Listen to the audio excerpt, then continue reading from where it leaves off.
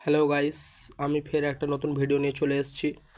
এইটা হচ্ছে তোমরা দেখতে পাচ্ছ, এইটা হচ্ছে সেই এলইডি ল্যাম্প।